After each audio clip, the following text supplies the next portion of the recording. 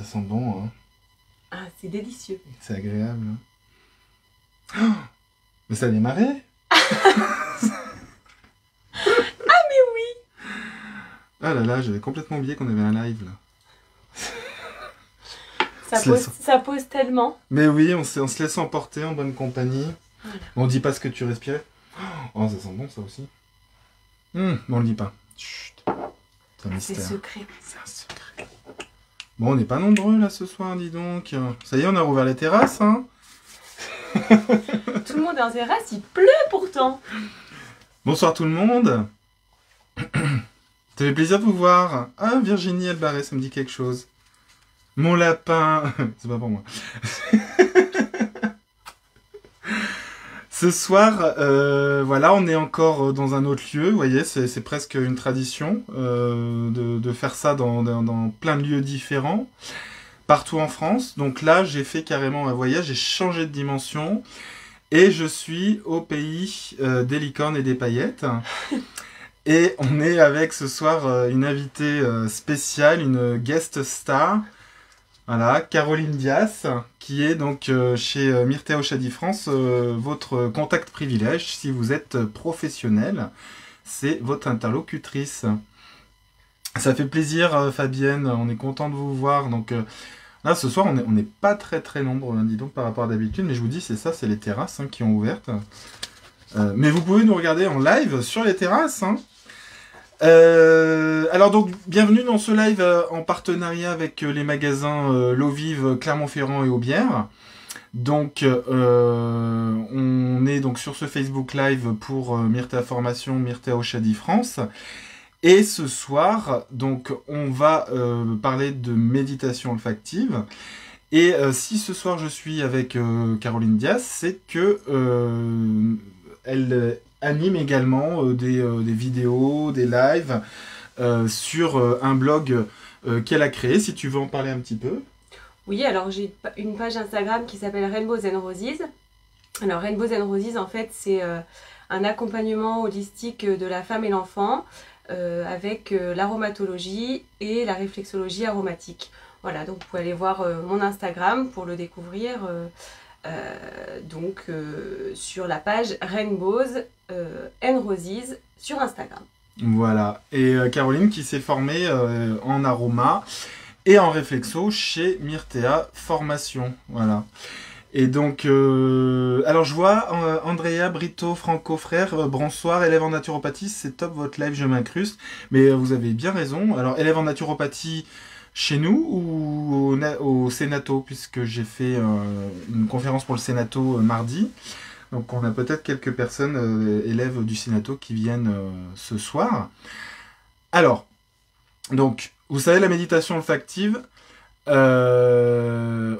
est... donc j'en ai déjà fait plusieurs, je vous parle de différents aspects, il y a certains que je vais répéter. Donc, c'est la Grande Vallée Blanche et Vache Canin, elle est en élève réflexo à Clermont, elle. Donc chez nous.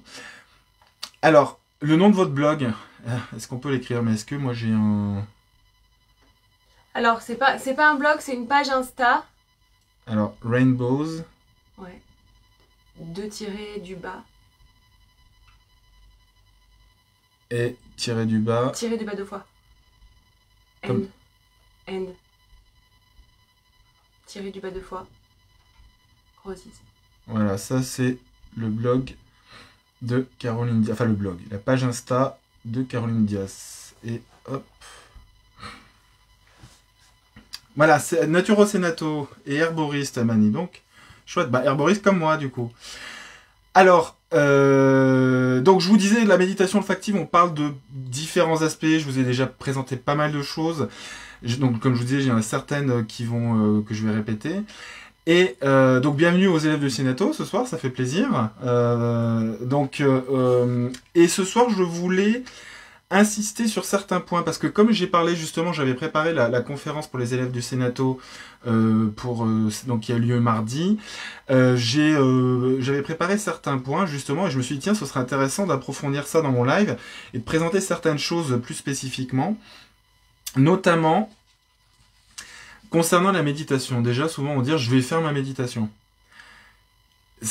Alors, à partir du moment où vous faites votre méditation, on n'est pas dans vraiment de la méditation, parce que la méditation, ce n'est pas quelque chose que l'on fait. Hein. Si on est dans une démarche de faire, on est dans une démarche qui s'apparente à de l'action dans la vie de tous les jours. On est dans une démarche aussi, on se force quelque part un petit peu. Donc déjà, je voulais insister sur ce fait qu'on ne fait pas de la méditation. Et alors également, vous trouvez pas mal de choses qui vous parlent de méditation. Et c'est-à-dire que vous allez vous remplir la tête avec des concepts sur la méditation, avec une idée de la méditation, avec une manière de faire la méditation le plus carré possible. La méditation c'est ci, la méditation c'est ça. Donc déjà, plus c'est compliqué, plus vous éloignez du principe même de la méditation. C'est-à-dire que plus vous embarrassez votre tête, plus vous la remplissez de concepts très subtils, très spirituels sur la méditation, plus vous vous éloignez de la méditation. Déjà, alors la méditation, c'est assimiler effectivement une pratique spirituelle, mais c'est déjà complètement indépendant finalement de tout mouvement religieux. Hein. La méditation, moi quand on me l'a enseigné, j'aimais beaucoup ce que disait celui qui m'enseignait la méditation, qui est le docteur Maltotzel, le créateur de la gamme Oshadi. Et j'aimais beaucoup ce qu'il me disait justement parce que pour moi ça résumait l'état d'esprit dans lequel il fallait être. Hein. La méditation, c'est quelque chose de naturel, spontané et sans effort.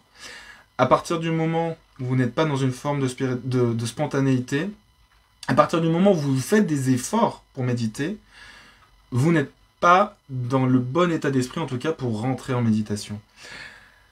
Dans ce que je voulais vous transmettre également, il y a une chose qui est importante, même s'il y a certaines personnes qui ne peuvent pas à ce moment-là, évidemment, ces personnes le font comme elles le peuvent, mais la méditation ne se pratique pas couchée, hein, parce que pour différentes raisons, et j'en vois deux majoritaires. La première, c'est que la position couchée, c'est une position qui vous entraîne, qui vous incite à aller dans le sommeil. Hein. C'est une position que le corps identifie comme une position de repos et où il va débrancher petit à petit les fonctionnalités du système nerveux.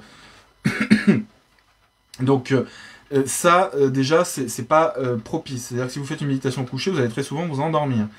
La méditation, ça n'est pas le sommeil. Hein.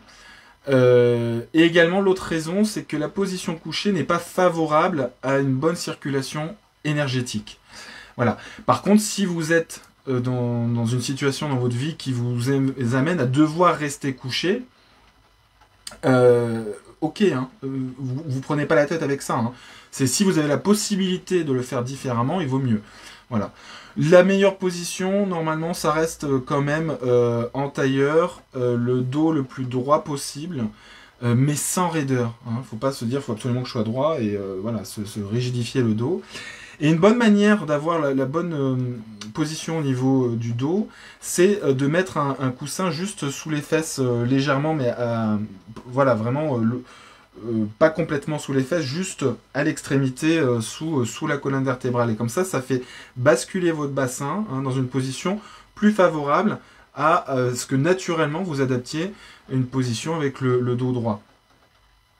Après, si vous préférez le pratiquer sur une chaise, hein, c'est possible aussi. Hein.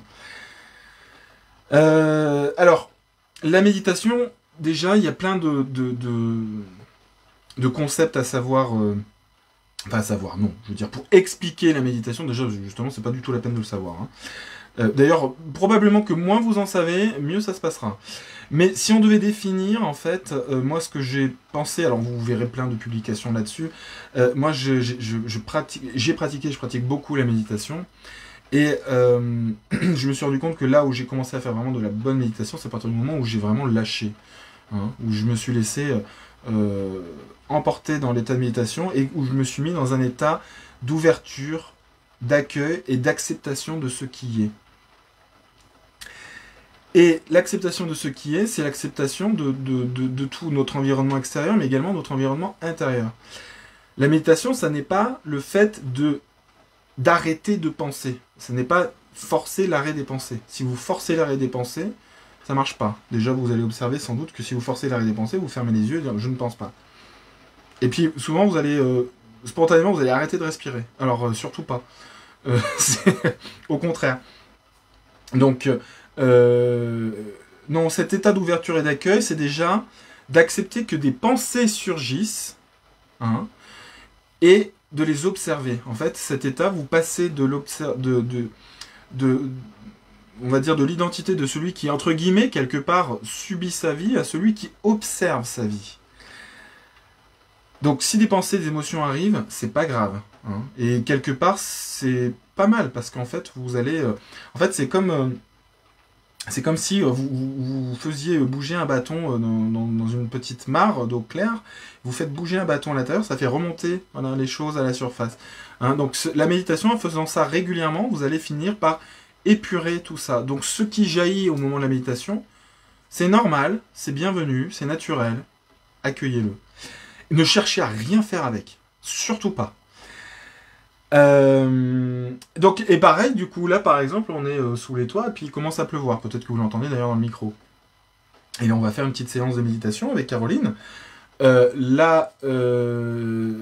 La méditation, c'est aussi accueillir ce qui se passe dans son environnement, hein, et d'accueillir tout, c'est-à-dire ne pas s'opposer. En mince, il pleut, forcément, je me mets là, voilà. Où il y a le chat qui arrive, qui se met sur les genoux, où il y a le gamin qui pleure parce qu'il a perdu la totote. Enfin, ça, c'est pas grave. La méditation, c'est accueillir ce qui vient. Alors, du coup, la méditation olfactive, l'intérêt que ça a, comme je l'expliquais du coup mardi aux élèves du Sénato, lorsque vous pratiquez la méditation, vous allez chercher à focaliser votre esprit sur quelque chose, hein, sur lequel il peut s'attacher, et un point d'ancrage en fait. Ce qu'il évite de vagabonder, et ça vous donne un point, voilà, où vous pouvez toujours revenir à ce repère-là. Donc le parfum de l'huile essentielle, à ce niveau-là, a deux intérêts.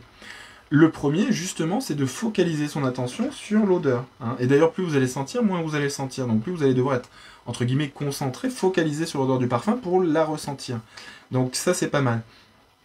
Et ensuite, le deuxième aspect de l'intérêt de la méditation olfactive, c'est que les huiles essentielles, hein, ont ce que moi j'aime bien appeler des couleurs, des messages, il y a quelque chose de très subtil qui est contenu dedans et qui est parfaitement compatible avec votre champ énergétique, avec votre état émotionnel, voilà, sur plein d'aspects comme ça. Mais pareil, ne cherchez pas à penser trop à ça, hein, surtout pas. Et donc du coup, quand vous méditez avec le parfum, vous focalisez votre attention dessus. Et en plus de ça, le pouvoir de l'huile essentielle sur un plan subtil va venir débloquer certaines choses en vous, fluidifier certains courants énergétiques, et quelque part un peu faire le travail pour vous sur ce plan subtil. Voilà, donc là c'est vraiment l'intérêt des huiles essentielles dans la méditation. Donc il y a deux possibilités, soit vous donnez entre guillemets une couleur à votre méditation, c'est-à-dire que vous allez pouvoir travailler sur une émotion, un événement particulier, par exemple si vous êtes en état de deuil, vous allez pouvoir le faire avec la rose de Damas, voilà, des choses comme ça, pour vous aider, vous soutenir dans des périodes particulières. Et puis vous pouvez aussi choisir une huile essentielle simplement parce qu'elle favorise l'état méditatif. Et à ce moment-là, vous avez différentes huiles essentielles dont on a déjà parlé, qui sont particulièrement favorables, et notamment il y en a une dont on va parler ce soir, qui favorise tout simplement l'état méditatif, l'état de lâcher prise, et qui également va venir vous harmoniser au niveau énergétique, hein, de bas en haut, voilà, pour retrouver plus d'entrain, d'énergie, d'ouverture à la vie. Voilà. Et donc, oui, j'avais marqué une petite note. La méditation, vous ne la faites pas, vous observez simplement. Vous activez votre état de vigilance douce, de vigilance bienveillante, hein, et vous passez dans un état d'observateur. Simplement observer. Tout le monde dans sa vie a vécu un moment méditatif. Et souvent sans s'en rendre compte, en fait. Hein. La méditation, c'est accessible à tout le monde. Enfant, on le fait beaucoup plus naturellement, parce qu'enfant, on a beaucoup moins tout ce baratin dans la tête, toute cette identité qui s'est construite, tous ces enjeux, hein, auxquels on s'accroche. l'état d'enfant, il s'abandonne complètement à ce qui est. Hein. Il n'a pas... alors, sauf évidemment les enfants qui sont dans des situations, ils ont des gros traumatismes, ou des situations vraiment très particulières. Mais la plupart du temps, l'état d'enfance, naturellement, vous incite à rentrer naturellement en méditation. Et en tant qu'adulte, moi, des moments qui m'ont frappé vraiment, c'est par exemple des moments où je me suis mis à être... c'est quelque chose qui marche beaucoup chez moi, c'est être absorbé par un paysage, d'être frappé par la beauté d'un paysage, et de me sentir mais diffusé dedans, et d'en oublier mon identité, etc. Et simplement, juste comme ça. Ben voilà, ça je pense que tout le monde dans sa vie a vécu des états comme ça. Ou des fois des états de grâce, par exemple en écoutant une musique particulièrement inspirante. Voilà, alors souvent plutôt des musiques sans paroles, parce que les paroles ont tendance à activer le mental. Voilà, alors du coup, je vous ai promis dans ce format-là 3 huiles essentielles mystères. Alors Caroline les connaît, donc elle va pas vous aider. Hein. Donc on va faire notre petit quiz du soir. Donc vous allez devoir, je vais vous décrire à chaque fois la plante, l'huile essentielle, et puis vous allez devoir l'écrire. Alors il y en a une autre, je sais, qui nous suit ce soir, là, qui nous bombarde de petits cœurs, qui les connaît. Alors elle va pas tricher, elle va pas les donner. Hein. La première huile essentielle, c'est une huile essentielle donc issue d'une plante de la famille des rutacées. C'est celle avec laquelle méditait Caroline tout à l'heure. C'est, d'ailleurs, je vais nous faire une mouillette chacun, comme ça. Donc, la famille des rutacées, j'ai vu qu'il y avait une herboriste avec nous, là. C'est quoi la famille des rutacées? Hein, j'aimerais bien avoir la réponse, parce que tout le monde ne sait pas ce que c'est que la famille des rutacées. En fait, c'est une famille que tout le monde connaît, sans savoir que ça s'appelle comme ça, parce que les botanistes aiment bien donner des petits noms compliqués, comme ça, aux familles. Donc, famille botanique des... Ah bah tiens, il n'y en a qu'une, ça tombait que sur une. Famille botanique des rutacées. Donc, vous voyez, je vous montre la couleur de l'huile essentielle. Hein. Hop, ça c'est... Bah tiens, t'as celle qui est la plus imprégnée. Ça montre la couleur de là où elle va. Oui, aussi, tout à fait. Donc, bonsoir Françoise. Donc, notre herboriste, elle nous a pas dit ce que c'était que la famille des rutacées, hein, en botanique. Donc, c'est les... Oui, c'est ça, tout à fait, les agrumes. Voilà. Donc... Les agrumes, en l'occurrence, c'est un agrume qui a pour origine, alors vraiment la meilleure qualité de cet agrume que l'on trouve, hein, c'est dans une provenance d'Italie. C'est très réputé notamment pour aromatiser certains types de thé. C'est un agrume qu'on n'a pas l'habitude de manger, même si c'est pas contre-indiqué, mais il doit avoir, il a sans doute, je pense pour le coup, j'ai marrant, mais j'ai jamais croqué dedans, mais il doit avoir une amertume très prononcée. Non, c'est pas le citron. Oui, Sophie, c'est la bergamote, bravo! La première à l'avoir trouvée. Voilà. Donc, oui, c'est ça, les rutacées, comme le citron, l'orange, la bergamote, le pamplemousse, la mandarine, etc. Donc c'est ça, c'est la bergamote. Citrus bergamia, et donc en l'occurrence en aroma subtil. Alors il est à noter, hein, que cette plante, en plus je fais ça, mais j'ai quand même des petites notes, hein. Il est à noter que cette plante, et je regarde ce qui est intéressant à vous donner, hein.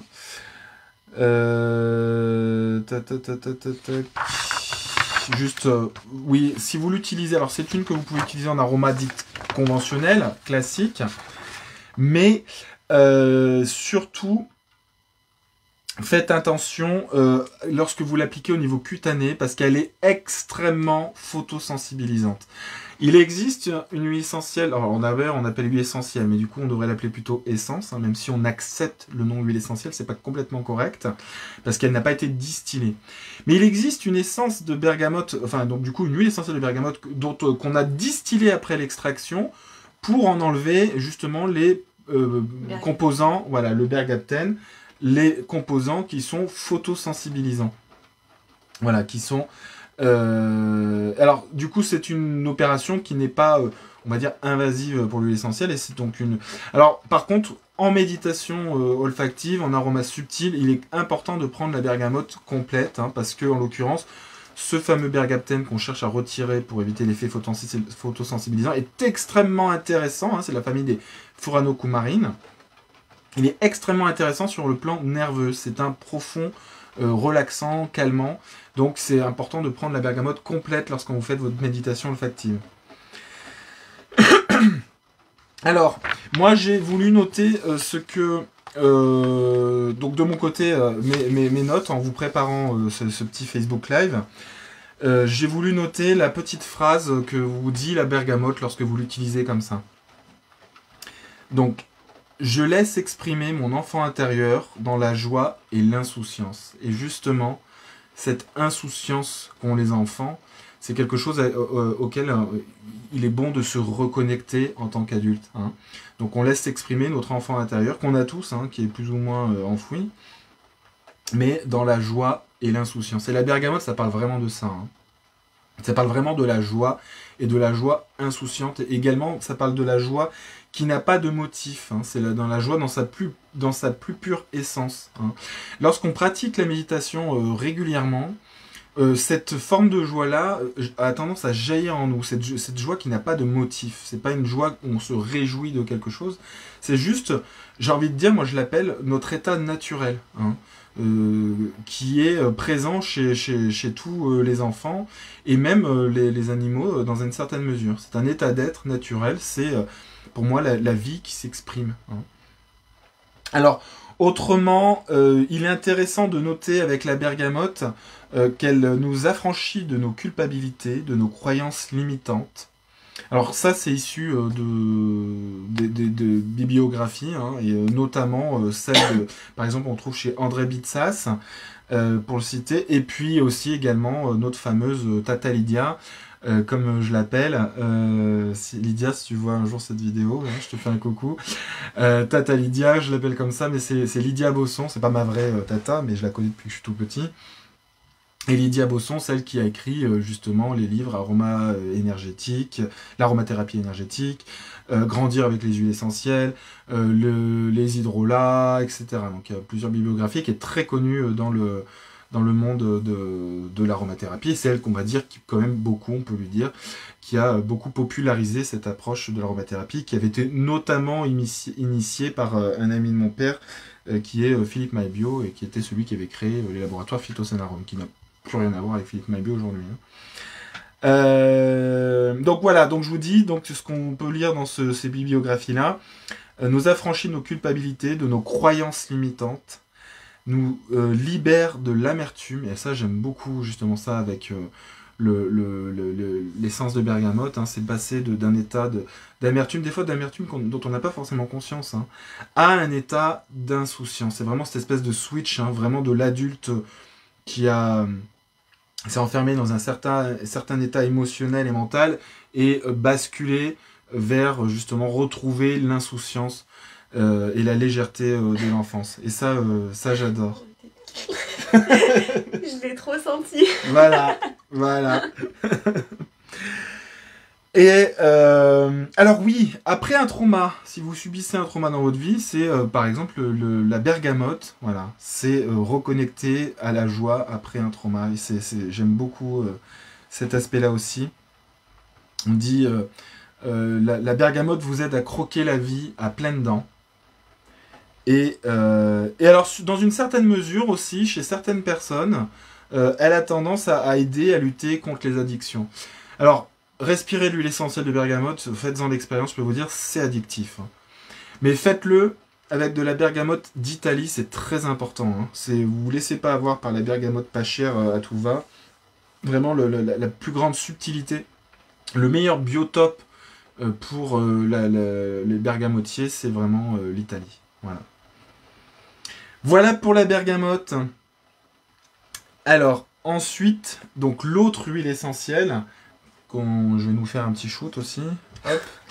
Donc, c'est légal. Hein.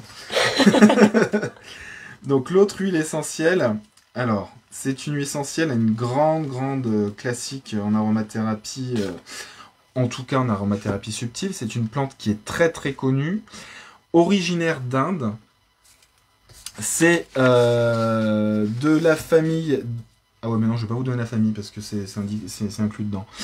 Le nom est inclus dedans, donc je vais pas vous donner la famille. Mais c'est donc issu d'un arbre On va extraire cette huile essentielle du bois de cet arbre. C'est un arbre qui maintenant est devenu protégé, mais c'est un bois sacré, un arbre sacré en Inde, dont on fait notamment des objets rituels, comme les fameux malas, vous savez, qu'on met autour du cou avec les petites perles, hein, qui nous aident à compter les mantras. Hein. Et souvent, on le faisait dans ce bois-là.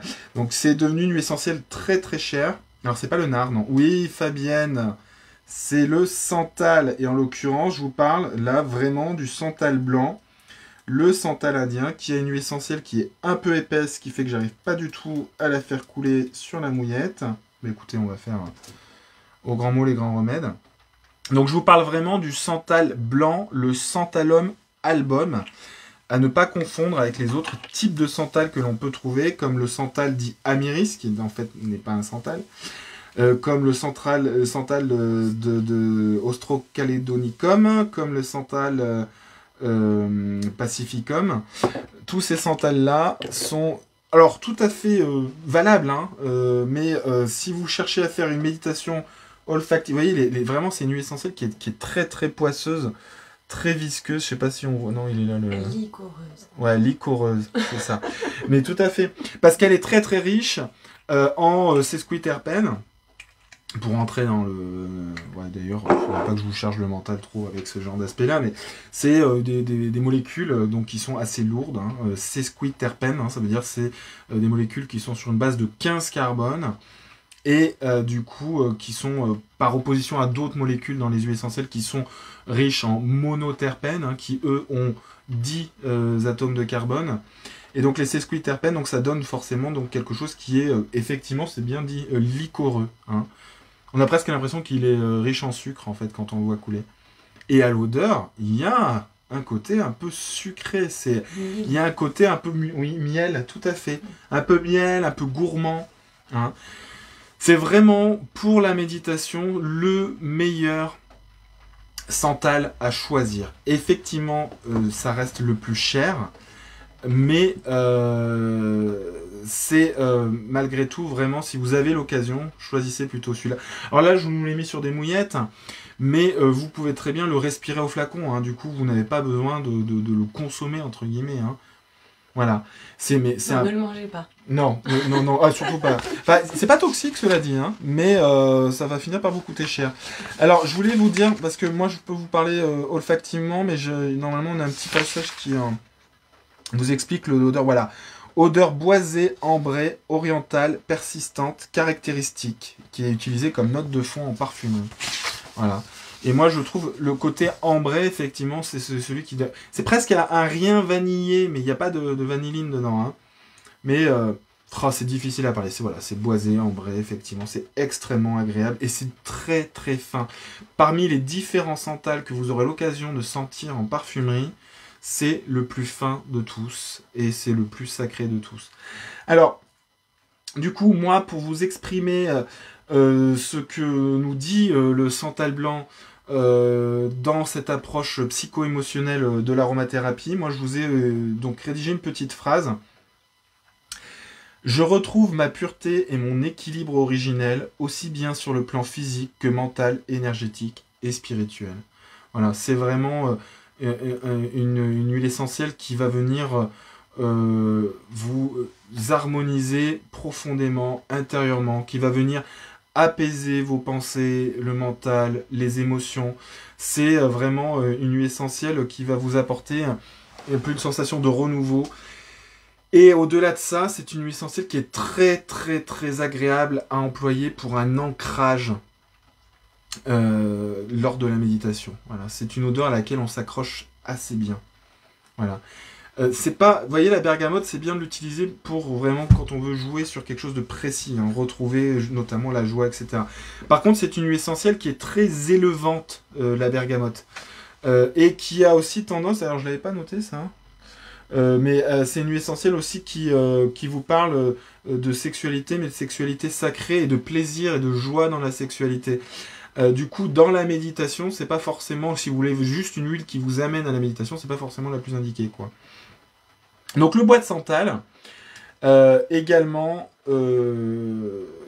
je regarde qu'est-ce qu'il serait intéressant de vous transmettre et que je vous ai pas donné. Oui, il vous parle. Alors, il vous parle également d'amour. Hein. Il est très connecté au deuxième. Ah non, c'est un et 2. Ouais. Oui. C'est un et 2. Mais alors, paradoxalement, il joue quand même sur le 4 hein, parce qu'il vous parle d'amour divin inconditionnel. Donc vraiment de cet amour qui n'a pas d'attachement. Hein. Il vous aide à vous connecter à cette dimension-là. Donc c'est très intéressant de voir que ce genre de Santal-là, qui lui aussi d'ailleurs agit sur 1 et 2, hein, mais enfin donc du coup sur l'aspect sexualité sacrée, le Santal, c'est intéressant de voir quand même qu'il a cette dimension où il va quand même agir sur ce chakra du cœur et vous amener dans cette espèce de sentiment d'amour inconditionnel. Après une olfaction de Santal lors d'une méditation, on va beaucoup connecter avec une grande, comment dire, avec une grande reconnaissance. Voilà.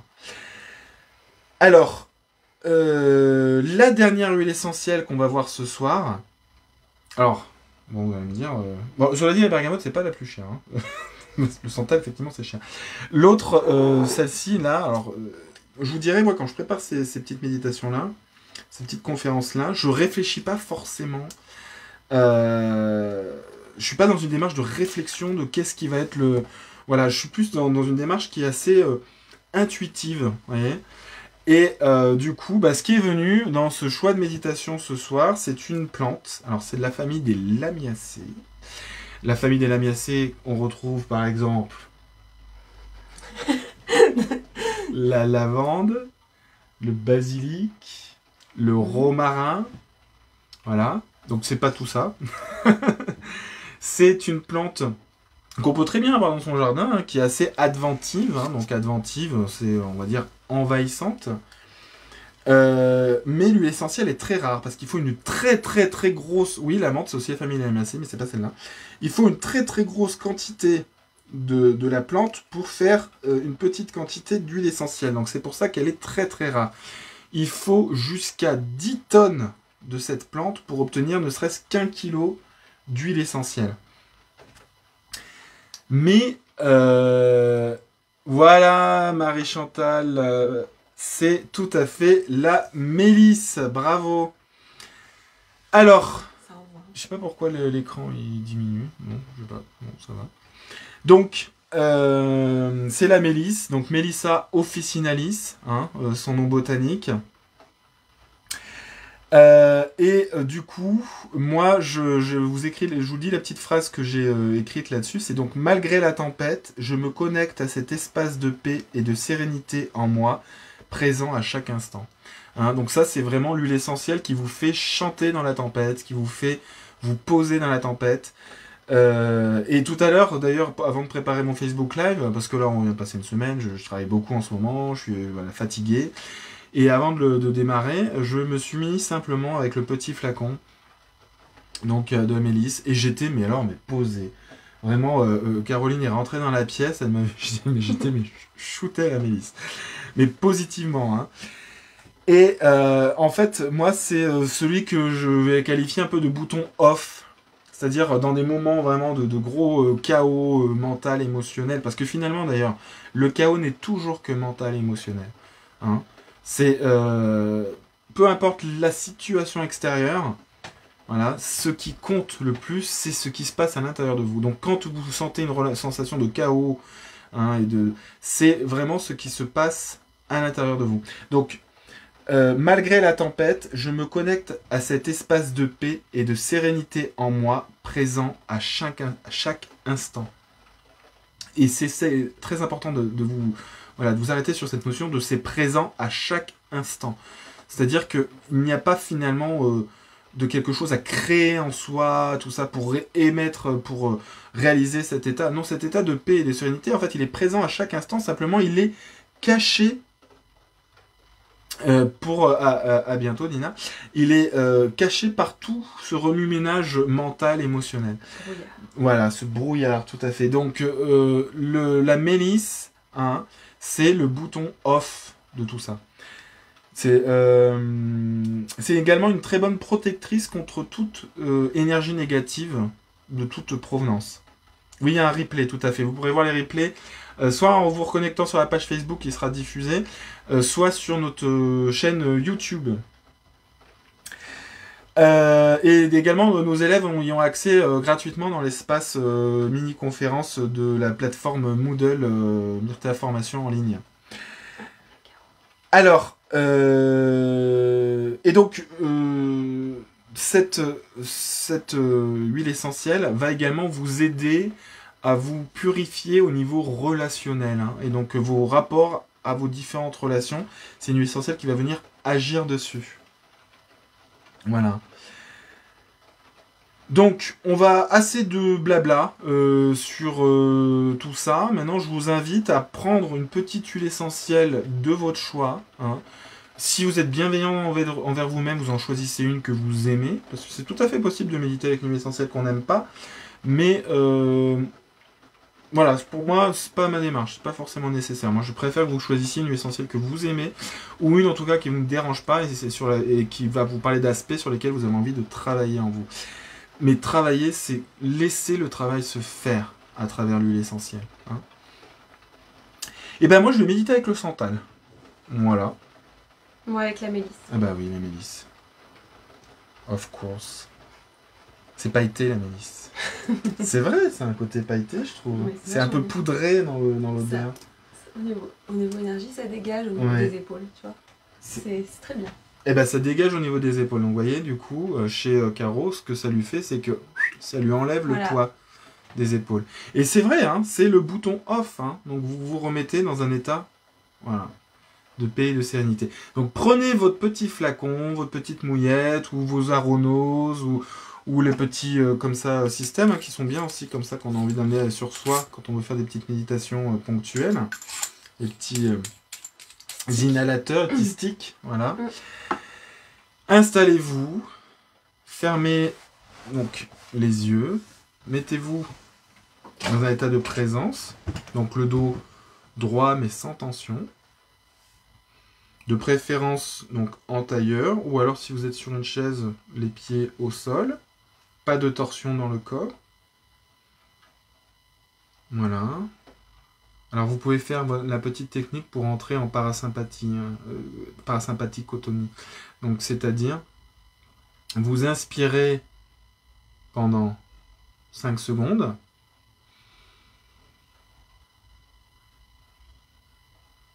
Et vous expirez pendant 10 secondes.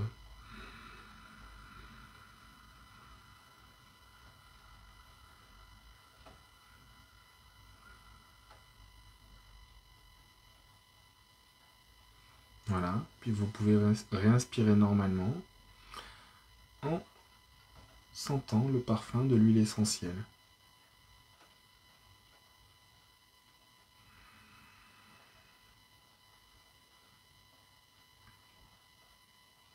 Suivez le trajet du parfum à l'intérieur de vous, où qu'il aille.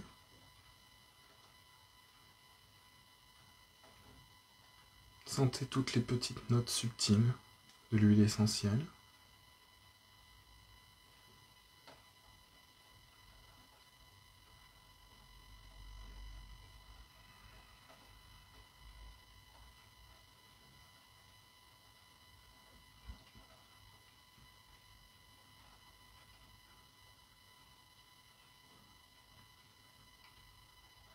Servez-vous du parfum comme un ancrage, un endroit où vous pouvez revenir si votre esprit s'évade.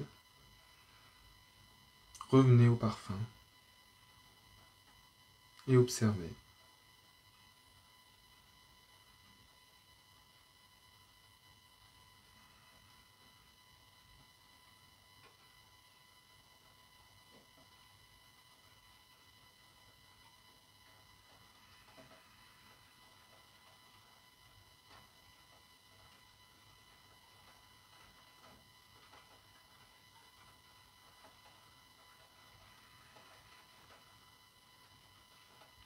Observez toute la subtilité de l'huile essentielle, la sensation qu'elle procure. Ne faites rien. Observez.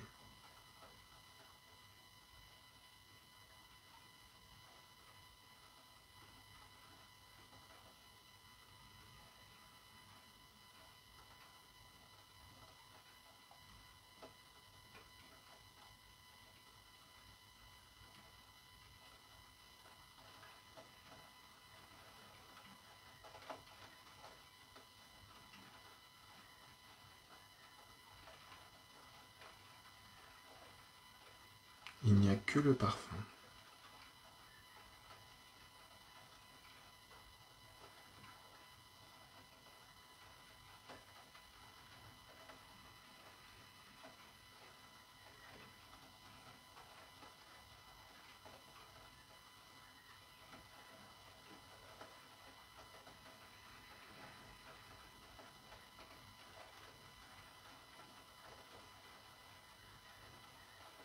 Pour respirer le parfum, pour revenir à l'huile essentielle,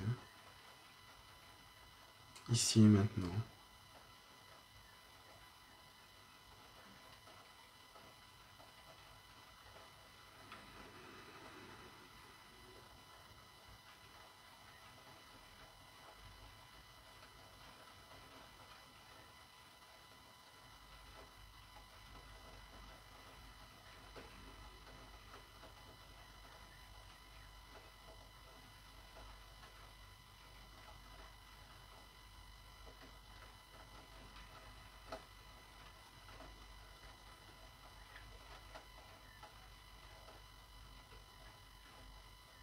Voilà, calmement, doucement, parce que c'est un Facebook Live qui a un temps limité. Revenez doucement avec nous. J'aimerais bien que ça dure plus longtemps, hein, mais voilà, vous pourrez le refaire. D'ailleurs, moi, je vous invite à faire ça chez vous au moins une fois par jour, le soir, avant de manger. Voilà. Idéalement, les durées de méditation olfactive, c'est... bon là, c'était court, hein, c'est 5 minutes, même pas, mais... Idéalement, c'est 10 minutes, c'est bien, un quart d'heure, c'est top, voilà. Et chez certaines personnes, même jusqu'à 20 minutes, si vous voulez. Là, le santal blanc, ça m'a posé, hein. Ça doit se voir, d'ailleurs. L'atmosphère est très calme Ouais, dans la chambre. c'est ça. Puis en plus, moi, j'ai le bruit de la pluie, là, sur le Velux. Moi, c'est ce genre de bruit, j'adore. Ça m'aide facilement à tomber en méditation, justement. D'ailleurs, j'aime bien ce terme, d'ailleurs, tomber en méditation. Vous voyez, il y a une espèce de côté un peu passif, hein, dans le fait qu'on tombe en méditation. Alors, évidemment, on n'est pas complètement passif dans la méditation, puisqu'on est la vigilance qui observe, mais effectivement, on observe que l'on tombe dans un état de méditation. Voilà. Alors, les personnes que ça intéresse, pour aller plus loin dans la méditation olfactive, vous avez les fameux, chez nous, le module aroma subtil. Hein. Vous avez les modules aroma subtil A, B et C. Donc A, c'est la méditation olfactive, hein, c'est l'aroma psychosensoriel. B, c'est l'aroma subtil selon la médecine chinoise. Et C, c'est selon la médecine ayurvédique. Hein. Et dans la C, on fait également pas mal d'olfaction comme ça. Donc vous pouvez suivre ces formations donc soit en présentiel à Clermont-Ferrand ou à Grenoble, soit également vous pouvez les suivre en e-learning avec des petites vidéos notamment qui vous guident dessus. Et puis bien sûr vous avez quand même des rencontres en visio avec des professeurs. Voilà. Et donc chez nous vous avez également le cycle aromathérapie subtile qui inclut aussi les modules de base au départ. Et puis vous avez effectivement Aromazen, comme dit Caroline, qui est chez nous la relaxation avec les huiles essentielles, et puis également accompagner les effets du stress avec les huiles essentielles, et puis éviter d'en arriver justement à cet état de stress. Alors, la prochaine Facebook Live, c'est vendredi prochain, il y en a 2 d'affilée. Ouh, j'ai tapé sur le micro. Donc là on a fait le 21 mai la méditation olfactive, et après c'est le 28 mai l'aromathérapie du quotidien, accompagner la perte de poids avec les huiles essentielles et les hydrolats, le 28 mai à 18h. Ce Facebook là vous pouvez le retrouver en replay, hein, du coup je vous le disais, sur Facebook ou sur YouTube, ou pour nos élèves dans la partie conférence de notre plateforme de formation en ligne. Ah, j'oubliais d'ailleurs, oui, juste, donc je me suis dit que ça c'est bien pour les gens qui nous sont fidèles, comme ça, de leur donner une petite exclusivité juste dans ces Facebook Live. Donc si vous entrez le code OFFB Live, OFFBLIVE, hein, offre Facebook Live, ça veut dire 21, je crois, j'ai un doute. Ouais, mais j'ai un doute en fait, mais je crois que c'est OF Facebook Live 21. vous avez, donc pour les personnes qui ont suivi ces lives, vous avez une remise de 15% sur nos formations, sur toutes nos formations, sauf la naturopathie en présentiel, pour lesquelles on ne peut pas trop faire de marge de manœuvre.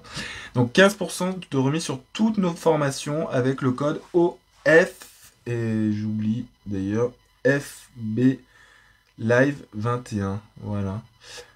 Donc ça, c'est pour voilà, vous permettre de bénéficier de remise sur nos formations. Lorsque vous inscrivez, ça marche sur une inscription, même si vous mettez plusieurs modules dedans ou un cycle et tout ça, ça marche sur un acte d'inscription par personne.